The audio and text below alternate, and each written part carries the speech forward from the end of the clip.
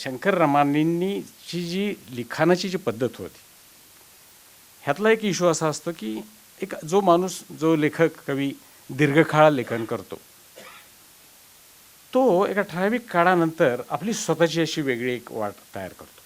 बरेचसे करत नाहीत, पण सगळे पूर्वीचे काही जे आपल्यावर पूर्वासूरीचे आपल्यावर जे इन्फ्लुएन्सेस असतात, जसं अनिल सामंतने सांगितलं की त्यांच्यावर संत काव्याचा एक मोठा असा इफेक्ट होता, तो गोव्यामध्ये फार मोठ्या प्रमाणात दिसतो. त्याच्याबरोबरचे जे कवी होते आणि त्या जी परंपरा सगळ्या लोकांनी या 2 दिवसामध्ये अधोरेखित केली, तो रोमॅन्टिसिझमची जी परंपरा मराठीमध्ये होती किंवा आणि काही भारतीय भाषामध्ये असेल, त्याचा त्यांच्यावरती परिणाम होता. आणि तरीही त्यांनी आपली स्वतःची एक वेगळी वाट निवडली. आता स्वतःची ती वेगळी वाट त्यांनी जी निवडली, ही अशी काही म्हणजे मला असं वाटतं की ती जाणीवपूर्वक अशी निवडली असं नाही, त्याच्यात तो जडणघडणीचा तो भाग होता आणि त्याच्याशी ते प्रामाणिक राहिले. आणि शेवटपर्यंत त्यांची इच्छा होती की याच्यापेक्षा आपण चांगली कविता लिहावी. म्हणजे ही त्यांची सिन्सिरिटी ही अतिशय मोलाची होती. आणि ती गोव्यामध्ये केवळ मला शंकर रामानींच्यात दिसत नाही, तर इथल्या समाजात, गोमंतकी समाजात अशा प्रकारची एक सेन्सिरिटी आहे. ती म्हणजे सर्वच प्रकारच्या वर्तणुकीमध्ये मला दिसते. तर ही आत्ताच्या 2 दिवसाच्या सत्रात ह्याच्याविषयी थोडासा पुनर्विचार झाला, पण पूर्वीच्या काळामध्ये ज्यावेळेला आम्ही शंकर रामानींच्या कवितेचा विचार केला, ढोबळ मनानं आपण अनेक प्रकारची क्लासिफिकेशन करतो, पर्टिक्युलरली समीक्षक करतात. ते करणं इतकं बरोबर नाही, तरी असं एक सूर येतो की काही प्रकारचं जे लिटरेचर आहे हे निराशाजनक असं असतं आणि काही असतं हे आशाजनक असतं. आता कुठल्याही कलेचं काम हे आपलं आयुष्य समृद्ध करण्याचंच आहे. त्यातलं हे निराशाजनक साहित्य असेल किंवा आशाजनक असेल, हे दोन्हीचं कार्य हे आपलं आयुष्य मानवी आयुष्य समृद्ध करणं हे असतं. पण ह्यातला एक फरक आहे. तो फरक असा की तुम्ही निराशाजनक साहित्यामधला फ्रान्स काफ्का त्याच्या कथा बघितल्या किंवा आपल्या भारतीय साहित्यातला एखादा हिंदीमधला तुम्ही लेखक बघितला, तर ह्या लोकांचे जे निराशाजनक साहित्य आहे ह्याच्यातून जगण्याचं असं एक व्यापक भान येतं, जे आपल्याला रंजक साहित्यामध्ये येत नाही. रंजक साहित्य हे फार दीर्घकाळ बऱ्याचदा टिकत नाही. हा एक अतिशय महत्त्वाचा भाग आहे. त्यामुळं अशा प्रकारच्या जन्मशताब्दी करणं शंकर रामानींची हा एक महत्त्वाचा भाग होता, कारण त्यांचं ॲप्रिशिएशन हे पुढच्या काळामध्येच जास्त होऊ शकेल. ते ज्या काळात जगले त्या काळात तिथल्या पॉप्युलर संस्कृतीमध्ये त्यांनी लिहिलेल्या त्यांची जी शैली आहे किंवा त्यांचा जो आशय आहे ह्याचं ॲप्रिशिएशन तसं नॉर्मली होत नाही. त्याला काळ थोडा जादा द्यायला लागतो. शंकर रामानींच्या विषयी जी काही चर्चा झाली, तर त्यात एक गोष्ट अगदी स्टार्किंगली लक्षात येते की कविता त्यांच्या जगण्याचं एक असं मध्यवर्ती केंद्र होतं. म्हणजे त्यांची नोकरी, त्यांची कुटुंब हे त्याचं असं पेरिफेरलच होतं. आणि तरी ते सिन्सिअरली काम केलं कविता लिहिणं, आणि कवितेची साथ त्यांना ते दीर्घायुष्य जगले आणि शेवटपर्यंत त्यांना मिळत राहिले. म्हणजे बऱ्याचदा असं आपण म्हणतो की जो माणूस साहित्यामध्ये रममाण असतो त्याला साहित्याच्या पलीकडं असं काही जगणं माहीत नसतं. अशा काही त्या अवस्थेत शंकर रामानी निश्चितच होते. आता शंकर रामानींनी जे लिहिलं तसं, म्हणजे ह्या आपल्या बहुभाषिक समाजामध्ये अनेक कवी लेखक हे 2 भाषामध्ये लिहितात. म्हणजे उदाहरणार्थ अरुण कोलटकर नावाचे मुंबईला राहत असलेले कवी, मराठीतलं हे तुकारामाचा वारसा सांगतात की मी तुकारामाचा वारस आहे, असा एक मोठा कवी. हा तो म्हणतो की माझ्या पेन्सिलीला 2 टोकं आहेत, एका टोकानं मी मराठी लिहितो, दुसऱ्या टोकानं मी इंग्लिश लिहितो. आणि ते इतक्या सहजतेनं दोन्ही भाषामध्ये लिहायचे. पण ही इंग्लिश ही भारतीय भाषा नव्हे. शंकर रामानींनी 2 भारतीय भाषामध्ये लिहिलं, मराठी आणि कोकणी. तर सांस्कृतिकदृष्ट्या हे महत्त्वाचं आहे. आणि आपल्या ह्या बहुभाषिक समाजामध्ये बऱ्याचदा आपण बोलण्याचा प्रयत्न करतो, म्हणजे अनेक लोकांना 2-3 अशा भाषा वेगवेगळ्या येत राहतात. लिहिताना थोडंसं प्रॉब्लेमॅटिक होतं. म्हणजे आपल्या मातृभाषेत आपण चांगल्या पद्धतीने लिहू शकतो, दुसऱ्या भाषेत जी आपण सेकंडली अक्वायर करतो ती शिकणं हे थोडंसं डिफिकल्ट असतं. अशाही परिस्थितीत आजच्या आणि कालच्या कार्यक्रमात मी असं एक बघितलं की असं कुठल्याही प्रकारचं मराठी कोकणी असं द्वंद्व इथं कुठं मला दिसलं नाही, बोलण्यातनं किंवा इन्फॉर्मल टॉकमध्ये. त्या दोन्हीमध्ये अशी हार्मनी दिसली आणि अनेक लोकांनी असं म्हणलं, इव्हन मी पत्रव्यवहारमध्ये बघितलं की बाकीबाब बोरकरनी 2-3दा पत्रामध्ये शंकररामांना असं लिहिलं आहे की तू कोकणीत लिही आणि हे त्यांनी मराठीत लिहिलं आहे. आता हा जो दोन भारतीय भाषेमधला ही जी हार्मनी आहे ही अनेकदा तुटली जाते, कारण भाषा म्हणजे आयडेंटिटीचे असे जे विषय आहेत, भाषा, जात किंवा धर्म, ह्याच्यामध्ये आपण कमालीचे आपण ॲग्रेसिव्ह होतो. इतर बाबतीत म्हणजे क्लायमेट चेंजसारखा विषय असेल किंवा आपल्या सर्व मानवजातीच्या ह्याचा विषय असेल, तिथं आपण शांत असतो. आता तिथं आपला सामाजिक आणि असा कलेक्टिव्ह गुणधर्म आहे ना, आम्ही सगळे त्याचा भाग आहे. तरीही ह्या 2 दिवसाचं जे वातावरण होतं ते इतकं चांगलं होतं भाषेच्या दृष्टिकोनातून, या मराठी कोकणीच्या दृष्टिकोनातून, आणि ते शंकररामांच्या निमित्तानं आपल्यापर्यंत आलं, ही अतिशय मोठी आणि चांगली गोष्ट आहे.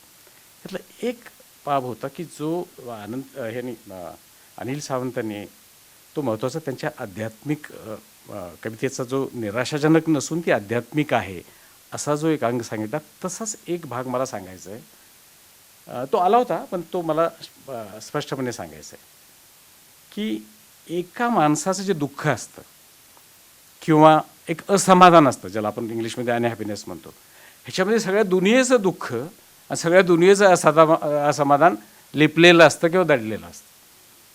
आता पण तो लेखक किंवा कवी ते दुःख आणि असमाधान व्यक्त करत असताना ते व्यक्तिगत दुःख, व्यक्तिगत असमाधान हे सार्वत्रिक व्हायला लागतं, आणि तो ज्यावेळेला ते सार्वत्रिक करतो त्यावेळेला ते सगळ्या लोकांच्यापर्यंत पोचतं. जे तुम्ही इव्हन आता यात अनेक मराठी विषयी बोलणारे लोक आहेत, मराठीतले तुम्ही 2-3 यंग कथाकार बघितले, कथाकार म्हणतो मी, कादंबरकार नव्हे, आसाराम लोमटे, किरण गुरव, जयंत पवार, असे 3 जरी घेतले तर त्यांच्या पात्रांचं जे दुःख आहे ते त्यांच्या पात्राचं उरत नाही, ते सगळ्यांचं होतं. ह्या संदर्भात एक गोष्ट सांगतो तुम्हाला की वडील आणि मुलाचं नातं हा तसा एक महत्त्वाचा इश्यू शंकररामांच्या आयुष्यात होता, आणि वडील आणि मुलांचं नातं ह्या विषयावर अनेक लोकांनी लिहिलेलं आहे. उदाहरणार्थ फ्रान्स काफकानं आपल्या वडिलाला लिहिलेलं पत्र होतं. ते जगातलं सर्वात महत्त्वाचं पत्र मानलं जातं. ते त्याच्या वडिलाला कधी त्याच्या आईने दिलं नाही, पण त्यात तो अगदी सुरुवातीलाच म्हणतो की हे सगळं जे मी लिहितोय हे केवळ तुमच्यामुळं, तुम्हाला रिॲक्शन म्हणून मी लिहितोय. म्हणजे एवढे त्यांचे संबंध ताणलेले आहेत. जयंत पवारांनी आपल्या वडिलांच्या विषयी एक असा लिटररी एस्से लिहिला, अतिशय अप्रतिम. त्याला आपल्या वडिलांच्याकडून अनेक गोष्टी कराव्या लागल्या, नोकरी बिकरी त्याच्या वडिलांनी सांगितली तीच मिलमध्ये करावी लागली, पण त्याला त्याच्याविषयी कुठलीही कंप्लेंट नाही, सगळ्या गोष्टी ॲक्सेप्ट करून तो बघतो. आता ही वेगळी रिॲक्शन आहे, काफकाच्या बरोबर उलटी रिॲक्शन आहे. किंवा शंकररामांची आपल्या वस्त्रा ह्या ह्याच्यामध्ये त्यांना वडिलाची आठवण येते, पण ती अशी तीव्र अशी वेदनेची आठवण आहे. आता ही शंकररामांच्या कवितेमध्ये येणारी ही वेदना जशी आध्यात्मिक आहे तशी ती अशी एन्शियंट सॉरो म्हणतो किंवा अशी चिरंतन वेदना म्हणतो, अशा त्याला जोडणारी अशी ती आहे, त्यामुळे ती टिकून राहणार आहे. ती अशी निराशाजनक आहे असंही नाही आहे. आणि सर्वांचा जो सूर बोलण्याचा असा होता की शंकररामांच्या ह्याच्यामध्ये हा जो तम म्हणजे अंधार आणि उजेड अशा ज्या 2 प्रतिमा येतात, पण ह्यात उजेड हा असतोच. तर हा जो एक बॅलन्स सूर आहे, त्यात परत शंकररामांनी हे माझ्या दृष्टीनं, मी गोव्याचा नाही, बाहेरचा आहे, गोव्यामध्ये असल्यामुळं इथलं जे वातावरण आहे, म्हणजे सामाजिक वातावरण आहे, सांस्कृतिक वातावरण आहे, इथला निसर्ग जो आहे, ह्या सगळ्याची एक साथ आपल्याला असते. म्हणजे आपल्या वैयक्तिक आयुष्यात आपल्याला अनेक अडचणी येतील, प्रॉब्लेम्स होतील, पण आजूबाजूचा जो बाहेरचा हॅबिटेट आहे हे सपोर्टिव्ह असतं, हे चांगलं असतं. आणि त्यामुळं हा उजवाड ह्या समाजामध्ये कायम सातत्यानं आहे. आणि शंकररामांच्या याच्यामध्ये म्हणजे त्यांच्या आयुष्यातल्या अतिशय वाईट घटनांमधनं सुद्धा तो अतिशय साध्या पद्धतीनं आपल्या समोर येतो. शंकररामांची शेवटचं एकच गोष्ट मी तुम्हाला सांगतो, एक पर्सनल आठवण. मी तर बरेच वर्ष फायनान्स सेक्रेटरी होतो, तर आम्हाला बजेट करायला लागायचं प्रत्येक वर्षी. आणि प्रत्येक वर्षी बजेट करत असताना आम्ही एक सुरुवातीला आणि शेवटी अशी कविता घ्यायचो. म्हणजे आम्हालाही ते तसं घेतल्यानं आध्यात्मिक वाटायचं की, कारण ते सगळं आकडेवारीचं खेळ आहे, थोडं काहीतरी लिटरेचर यायला पाहिजे.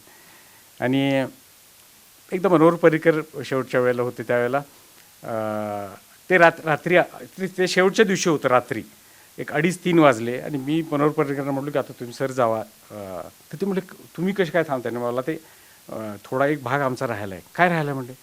कारण ते प्रत्येक गोष्ट अगदी बारकाईनं बघायचे. तर म्हटले ती सुरुवातीची कविता राहिली. तर ते हसले ते आणि ते म्हटले की ठीक आहे तुम्ही योग्य आहे ती घ्या, काय मला काही प्रॉब्लेम नाही, तुम्ही ती छापायला द्या. म्हणजे त्यांनी विश्वासानं सांगितलं. मग आम्ही 2-3 लोक होतो.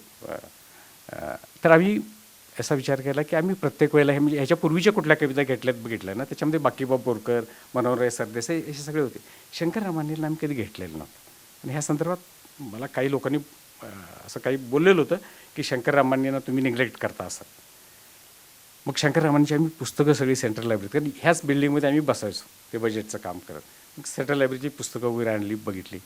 आणि मग तासभर झाला आम्हाला काही त्यातली कुठली कविता घ्यावी समजली नाही. पण नंतर ही दिवे लागले रे दिवे लागले तमाच्या ताळशी ही आम्हाला एकदम साक्षात्कारी अशी कविता वाटली. आणि ह्या 2 ओळी आम्ही तिथं घेतल्या. ह्या 2 ओळी घेतल्या आणि पर्रिकरांनी त्या वाचल्या, हे झाल्या. नंतर मी आमच्या ऑफिसर बरोबर ज्यावेळी विचार करत होतो त्यावेळेला मी त्यांना म्हटलो की अरे बाबा बघा, साधी गोष्ट आहे, शंकर रामानी हे क्लार्कच्या पोझिशनवरती रिव्हर नॅव्हिगेशनमध्ये जॉईन झाले, हेड क्लार्क म्हणून ते रिटायर झाले.